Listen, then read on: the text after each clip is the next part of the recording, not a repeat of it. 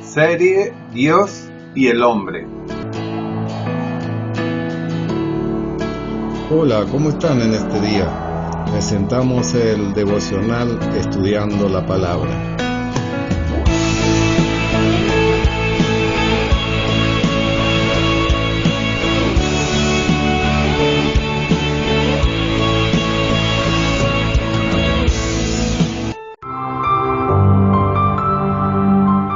Gracia y paz te sean multiplicados en el conocimiento de Dios y del Señor Jesucristo.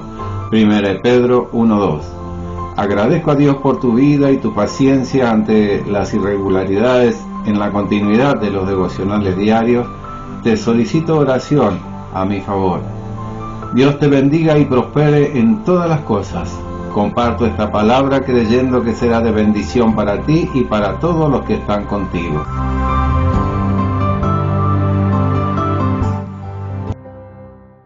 Niño y templo. Reservándonos para hablar de Egipto, de Nazaret y de los años silenciosos de la vida de Jesús en este espacio, probemos, con su gracia, retrotraerlo a su primer contacto legal con el templo. A la edad de 12 años, un muchacho judío era considerado hijo de la ley. Los padres, y en este título incluimos a José, iban a Jerusalén cada año para la Pascua. Como sabemos, esta era la primera de las grandes fiestas del año. La celebración era rica en significado histórico, conmemoraba la salida de los israelitas del país de Egipto. Además tenía una significación profética, como señal del único sacrificio, el del Cordero de Dios. Y cuando tuvo 12 años subieron a Jerusalén conforme a la costumbre de la fiesta.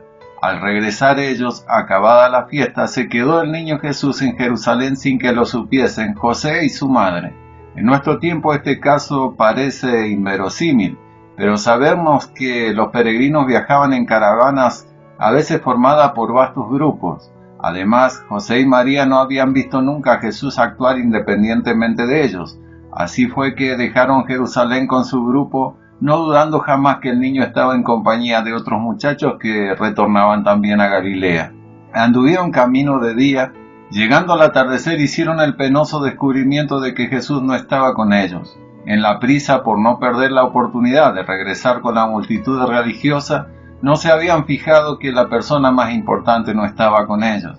Esto es una saludable lección para aquellos que se interesan más por buscar y seguir muchedumbres que por asegurarse que Jesús está con ellos. La noche es tiempo de pruebas. Solo entonces se dieron cuenta de la ausencia del niño. Como no lo hallaron entre los conocidos, los dos santos dejaron la multitud y volvieron a Jerusalén. Estaban cansados y abatidos y era asimismo peligroso viajar de noche. Sin embargo, se volvieron. Dedicaron 2 jornadas a la búsqueda, pero fue en vano. Ni casas ni calles se los restituyeron. Finalmente, exhaustos y afligidos, casi sin esperanzas de hallarlo, dirigieron sus pasos, como al último sitio, hacia el templo. Leemos así: y aconteció que 3 días después le hallaron en el templo, sentado en medio de los doctores de la ley, oyéndolos y preguntándoles. Jesús, el niño Jesús, estaba en el templo. El templo de Jerusalén, orgullo y jactancia de los judíos, era una de las maravillas del mundo. Había sido erigido por Salomón, destruido por los caldeos, reedificado y destruido varias veces. Por la generosidad de Herodes había sido embellecido y ampliado. Herodes, el enemigo de Jesús, había sido generoso al adornar el edificio. Describirlo nos apartaría de nuestro tema, pero continuamos. La palabra templo tiene varios significados. En el original, a veces se refiere al edificio material, a veces tiene en cambio un significado espiritual. La iglesia, entre sus muchos títulos, es llamada también templo. El significado más elevado de este término es adoración en espíritu. Sin embargo, aquel templo de Jerusalén se había tornado como un lugar de comercio. Orgullosos y arrogantes sacerdotes dominaban en él, controlándolo todo y volviéndose cada vez más ricos. Los escribas, sentados en la cátedra de Moisés, no exponían la ley, sino que enseñaban tradiciones. Corrupción e hipocresía prevalecían por doquier. Quedaba solamente un esplendor material. Los verdaderos adoradores eran pocos. El niño fue al templo. Esto es una lección indirecta, pues se viene a la genuina adoración únicamente volviéndose como niño. Jesús miró alrededor y descubriendo algunos de la ley, se acercó. Su porte y aspecto atrajeron la atención de aquellos ancianos. Notando en él un cierto interés, le ofrecieron un asiento y Jesús se sentó con ellos. El escritor sagrado dice, oyéndolos y preguntándoles. Los jóvenes, los novicios en general, son presuntuosos, prontos a hacer preguntas y a hacerse maestros. Pero la sabiduría amonesta a escuchar, porque el que escucha siempre tendrá material para hablar. Jesús era el gran oidor. Su oído estaba siempre abierto a la palabra de lo alto y a los clamores de abajo. El niño de 12 años estaba sentado. No había necesidad de preguntarle por qué estaba en ese lugar. La fiesta lo explicaba. Naturalmente alguno de los doctores le habrá preguntado, ¿eres tú forastero en Jerusalén? Jesús le habría respondido, sí. Otro observaría, ¿hijo de la ley? Sí, habría dicho Jesús, y si no lo dijo, debió pensar, de una ley aún más alta. ¿No es grandioso este templo? Esa y sin duda otras preguntas similares le fueron dirigidas. Amables, breves y modestas fueron sus contestaciones. Entonces, cortésmente, cambiando el tema, el niño les hizo preguntas. Ignoramos los pormenores de la conversación. No obstante, bajo la guía del Espíritu Santo, diciéndolo con reverencia, creemos que el punto principal estaba entre lo visible y lo invisible. Mientras los doctores hacían resaltar la grandeza de lo visible y los privilegios del pueblo escogido, el niño entremezclaba algunas de esas preguntas que constreñían aún a los viejos a reflexionar. Jesús no asumió una importancia catedrática que hubiera extrañado en un jovencito. Breves, claras, sobrias y con celeste candor eran sus respuestas. Las preguntas eran profundas y de largo alcance. Al antiguo pabellón en donde el arca había sido puesta por un tiempo lo había seguido un edificio sólido, el templo. Eso significaba y sugería que todo debía ser abandonado para obtener algo realmente duradero. Los doctores se maravillaban notando tanta sabiduría y entendimiento en aquel niño. De pronto 2 personas agitadas aparecieron, en sus rostros se notaba la ansiedad y el estupor. Una atmósfera de reverencia dominaba la escena. Se aproximaron. Una mujer cuyo pálido rostro denotaba como una agonía se dirigió al niño. Con velado reproche, pero con ternura dijo, «Hijo, ¿por qué nos has hecho así? Tu padre y yo te hemos buscado con angustia». ¡Con angustia! El llamado padre era hombre de edad, que apoyado en un bordón y con la mirada baja se mantenía en silencio. De los 3, José era el silencioso. Jesús respondió, «¿Por qué me buscabais? ¿No sabías que en los negocios de mi padre me es necesario estar?» Ninguna de las 2 preguntas tuvo respuesta. Los cristianos empiezan a entender estas preguntas a medida que penetran en los misterios de la vida y misión de Jesucristo. ¿Por qué me buscabais? Nuestra respuesta es que cuando dejaron Jerusalén no habían verificado si Jesús estaba en compañía de ellos. La muchedumbre los había distraído. La respuesta a la segunda pregunta es que habían olvidado la conducta del niño, por la cual debían comprender que él podía hallarse solamente en un lugar, el templo. El niño estaba interesado únicamente en las cosas de su padre. Nunca había demostrado tener otro interés, salvo servir a su padre. Por lo tanto, apenas llegados a Jerusalén hubieran tenido que ir directamente al templo. Por esta segunda pregunta de Jesús deducimos que la conversación con los lectores era parte de un programa divino. Esto contiene muchas lecciones, entre ellas la siguiente: los viejos doctores deben estar prontos para escuchar al niño. Aún más de esto, deben volverse como pequeños niños si desean entrar en la realidad, en el reino de Dios. Ellos, María y José, no entendieron las palabras que él les había dicho. Años más tarde, la noble mujer refirió del suceso solamente lo que la sabiduría divina la guió a relatar, una humilde confesión. Nosotros también en muchas cosas debemos confesar que no comprendimos. Los doctores observaban la escena con estupor. Jesús no insistió. Con un saludo gentil se apartó dispuesto a partir. En santa obediencia y devoción siguió tras ellos. En el escultórico lenguaje del Evangelio leemos: y descendió con ellos, y volvió a Nazaret, y estaba sujeto a ellos.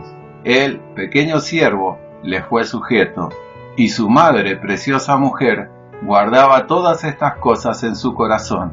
Amigo, Estudia a María, la Madre de Jesús. Cuanto más entendamos el carácter de la Madre, mejor entenderemos la vida y misión del Redentor. Y Jesús crecía en sabiduría y en estatura y en gracia para con Dios y los hombres. Obsérvense las conjunciones y, una altura que conduce a otra altura y a otra altura. ¿No debemos nosotros también aprender mucho de esta palabra? Ahora, haz la aplicación a tu vida. Piénsalo y dilo. Bondadoso Señor, tú siempre estás dispuesto a enseñarnos de tus misterios. Permítenos disponer nuestras vidas para recibir tu enseñanza y realizar un aprendizaje con sentido y aplicación, como es tu deseo. En tu amor, durante siglos y siglos nos continúas enseñando. Permítenos en tu gracia infinita apropiarnos y, siguiendo tu ejemplo, caminar en sujeción y obediencia. Gracias, Señor, por amarnos tanto. Amén. Si esta palabra te ha sido de bendición, compártela con tus contactos. Alguien más puede ser bendecido. Gracias. Si deseas realizar un comentario, una crítica, un aporte o una sugerencia, escribe un mensaje al email efraimpedrobutinsky, todo junto en minúscula con y después de la t, @gmail.com. Será muy apreciado. Si te interesa ver otros devocionales y estudios bíblicos, puedes verlo en Facebook o en YouTube en el canal Efraín Pedro Butinsky. Dios te inunde con su gracia. Dios te bendiga. Estos pasajes bíblicos te pueden ayudar para complementar el devocional de este día. Y hubo una voz de los cielos que decía: Este es mi Hijo amado en quien tengo complacencia. San Mateo 3:17. Y pensando que estaba entre la compañía, anduvieron camino de un día, y le buscaban entre los parientes y los conocidos. San Lucas 2:44. Le aconteció que 3 días después le hallaron en el templo sentado en medio de los doctores de la ley, oyéndoles y preguntándoles. San Lucas 2:46. Cuando le vieron, se sorprendieron y le dijo su madre: Hijo, ¿por qué nos has hecho así? He aquí tu padre y yo te hemos buscado con angustia. San Lucas 2:48. Entonces él les dijo: ¿Por qué me buscabais? ¿No sabíais que en los negocios de mi padre me es necesario estar? San Lucas 2:49. Y descendió con ellos y volvió a Nazaret, y estaba sujeto a ellos, y su madre guardaba todas estas cosas en su corazón. San Lucas 2:51. Y Jesús crecía en sabiduría, en estatura y en gracia para con Dios y los hombres. San Lucas 2:52. ¿Quién ha creído a nuestro anuncio? ¿Y sobre quién se ha manifestado el brazo de Jehová? Isaías 53:1. Y el niño crecía y se fortalecía en espíritu, y estuvo en lugares desiertos hasta el día de su manifestación a Israel. San Lucas 1:80. Eres el más hermoso de los hijos de los hombres. La gracia se derramó en sus labios. Por tanto, Dios te ha bendecido para siempre. Salmos 45:2. Para que sean consolados sus corazones, unidos en amor hasta alcanzar todas las riquezas de pleno entendimiento, a fin de conocer el misterio de Dios el Padre y de Cristo, en quien están escondidos todos los tesoros de la sabiduría y del conocimiento. Colosenses 2:2 y 3. Tú, pues, hijo mío, esfuérzate en la gracia que es en Cristo Jesús. Segunda Timoteo 2:1.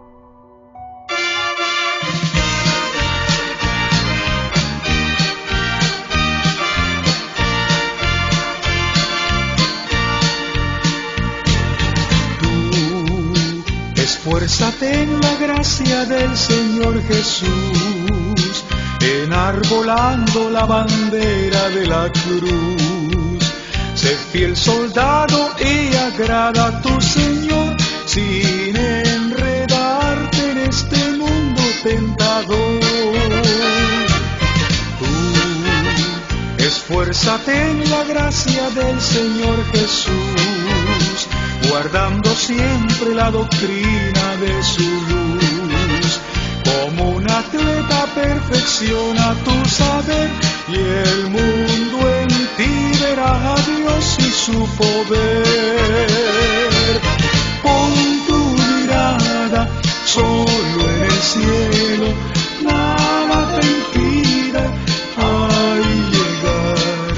Una corona te está esperando, sigue luchando sin desmayar.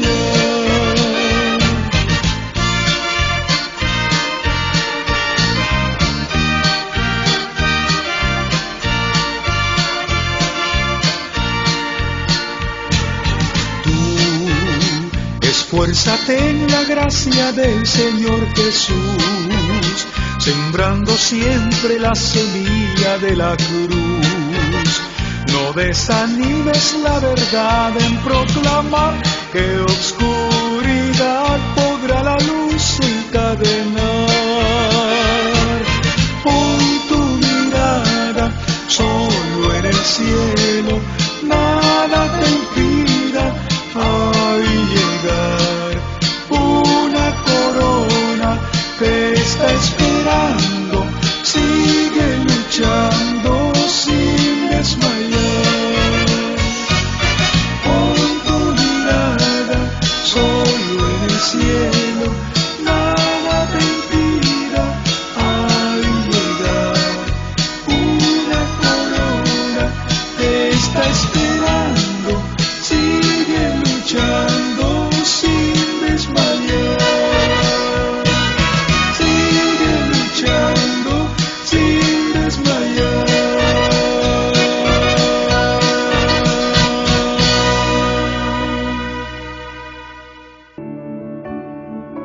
Atención, a pedido de hermanos eslavos y descendientes que nos escuchan, complementamos también con una canción espiritual en eslavo, la cual deseamos sea de bendición para vuestras vidas. Amén.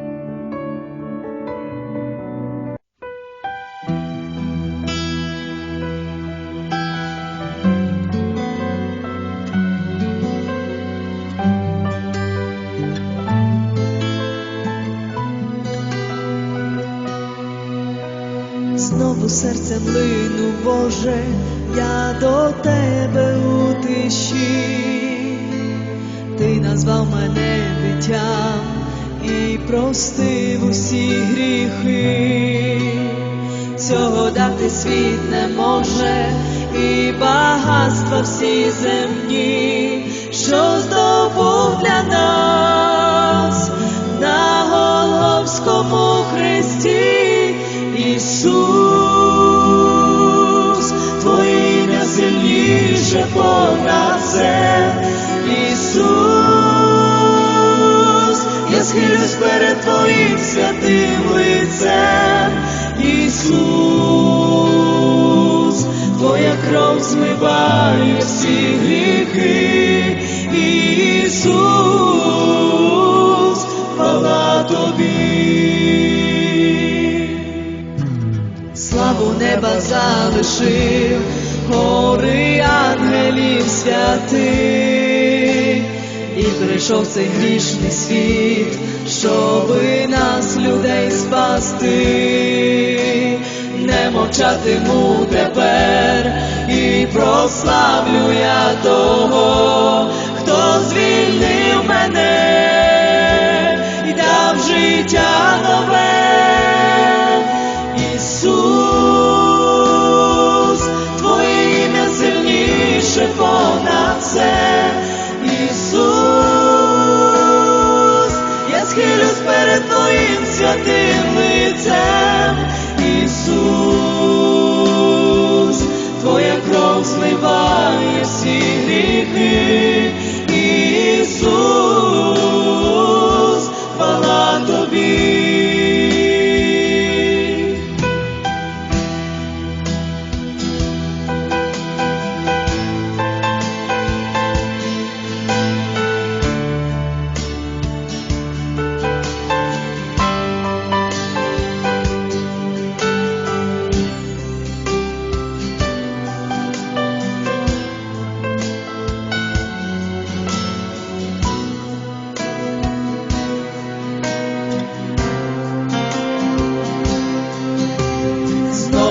колінах я помолюся в простоті, і знайде спокій душа, зникне найсильніший біль. Ти один, я вірю й знаю, допоможеш все пройти у присутності Твоїй. Завжди легко так мені, Ісус, Твоє ім'я сильніше понад все. Ісус, я схилюсь перед Твоїм святим лицем. Ісус, Твоя кров змиває всі гріхи. Ісус, хвала Тобі. Ісус, Твоє ім'я сильніше понад все. Ісус, я схилюсь перед Твоїм святим лицем. Ісус, Твоя кров змиває всі гріхи.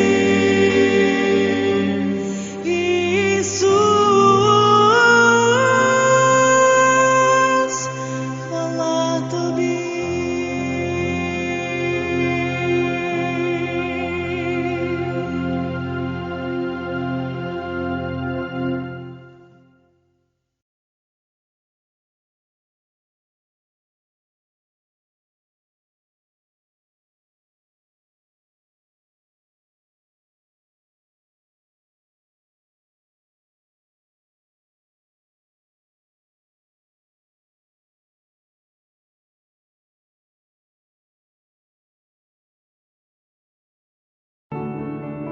Bendiciones. Puedes comunicarte a nuestros teléfonos personales más 549-2625-571302 o más 549-2625-451082. Puedes hacerlo a través de una llamada, un mensaje de voz, un WhatsApp. Esperamos tu comunicación. Te invitamos a que nos continúes escuchando por los distintos medios radiales, Facebook o por YouTube, esperando sembrar una palabra de Dios. Bendiciones. Chau, chau.